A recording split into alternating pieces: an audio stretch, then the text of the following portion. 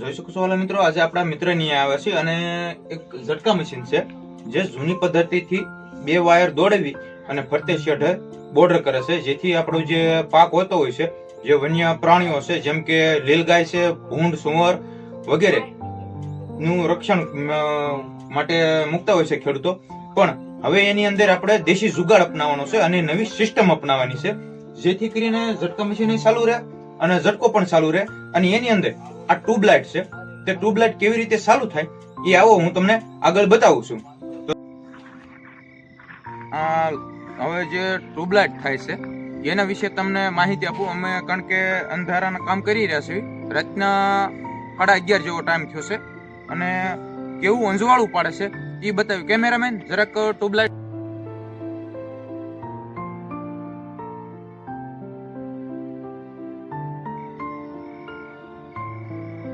અને આ બાજુ ફરતે શેઢે છે જે ટ્યુબલાઇટ, એનો પણ જરાક આપણા દર્શક મિત્રોને દેખાડો.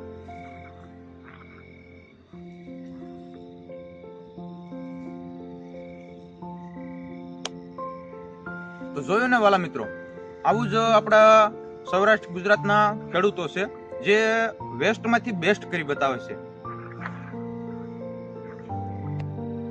જે આપણે ઝટકા મશીનથી જે વાડીની ફરતે છેડે જે બોર્ડરે ઝટકાનો વાયર દોડવેલો છે, જે જૂની પદ્ધતિ છે. હવે નવી પદ્ધતિની અંદર આપણે દેશી જુગાડ એક અપનાવવાનો છે, જે આપણો મિત્ર છે એની વાડીએ ફિટિંગ કરવાનું છે.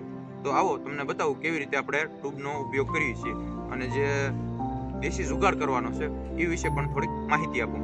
તો પેલા એક ટ્યુબ લઈ લેવાની છે કોઈ પણ પ્રકારની, અને ઉડી ગઈ હોય તો ભલે અને ચાલુ હોય તો ભલે, અને જમીનમાં 1/2 ફૂટ સુધીનો આવી રીતનો ખાડો કરી વાળવાનો અને 1.5 થી 1.5 લીટર પાણી નાખવાનું છે. ત્યારબાદ આવી રીતે ટ્યુબ મૂકી ગારાની અંદર અને આવી રીતે ઊભી કરી દેવાની છે. ટ્યુબ આડી ન પડે એટલા માટે થોડી ધૂળ નાખી દેવાની છે.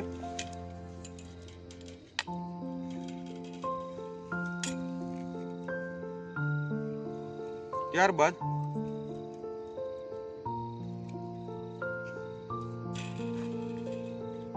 આવી રીતે એક ટુકડો લઈ લેવાનો છે, કોઈ પણ પ્રકારનો વાયર હોય જે પાતળો હોય, જે પાવર ન ખાય એવો, અને ઉપલા છેડે આવી રીતે ટ્યુબને બાંધી દેવાનો રહેતો હોય છે.